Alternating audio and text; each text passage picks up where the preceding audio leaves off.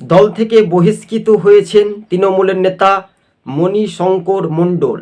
অভিষেক ব্যানার্জির বিরুদ্ধে কথা বলেছেন, কি বলেছেন কেন আমি সেই ফুটেজটা দেখাবো। আমি অভিষেক বন্দ্যোপাধ্যায় হয়ে বলছি, এই বিষয় নিয়ে আমাকে শিক্ষামন্ত্রী ব্রাত্য বসু ফোনে থ্রেট করেন এবং পরবর্তী সময় আমাকে এবং সাবধানও করা হয় যে এরকম ভুল করলে আমাকে দল থেকে বের করে দেওয়া হবে। আমার এই বক্তব্যের কারণে নাকি তার মন্ত্রিত্ব পদ চলে যেতে পারে, এটিকে দল বিরোধিতার আখ্যা দিয়ে আমাকে দল থেকে বহিষ্কার করছেন, এটা আপনাদেরকে বলছেন।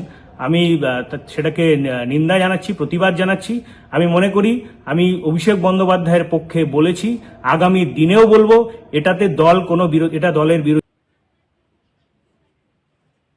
আপনারা দেখতে পেলেন দর্শক বন্ধুগণ, সরাসরি যে টাকা তোলা আদায়, এবার শাসক দল তৃণমূলের বিরুদ্ধেই তীব্র ক্ষোভ, এমনকি ব্রাত্য বসুর মন্ত্রীও চলে যেত।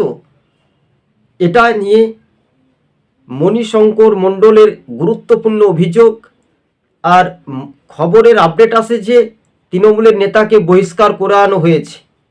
অভিষেক ব্যানার্জির বিরুদ্ধে তিনি আগেও কথা বলেছেন, এখনও বর্তমানে বলছেন, কিন্তু সোশ্যাল মিডিয়ায় কার্যত ভাইরাল। এইভাবে তৃণমূলের অহংকারের রাজনীতি স্বাভাবিকভাবে পতন ঘটতে পারে বলছেন মণিশঙ্কর মণ্ডল। তবে হ্যাঁ, রাজনীতি কারো জমিদারি বা কারো টাকা পয়সার রাজনীতি তো স্বাভাবিকভাবে তেমনি দীর্ঘদিন ধরে রাজনীতি মেয়াদ থাকে না, অর্থাৎ মেয়াদ ও একেবারে স্পষ্টভাবে 24TV2 আপনাদের সঙ্গে আমরা প্রতিবেদনটি তুলে ধরেছি।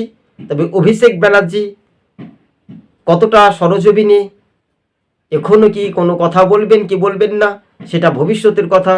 কিন্তু শাসক দলের নেতাকে যখন বহিষ্কার করলো, দল থেকে তাড়িয়ে দেওয়া হলো, দল থেকে তাকে বহিষ্কার করানো হয়, তখন থেকে মণিশঙ্কর মণ্ডল গুরুত্বপূর্ণ অভিযোগ করেন।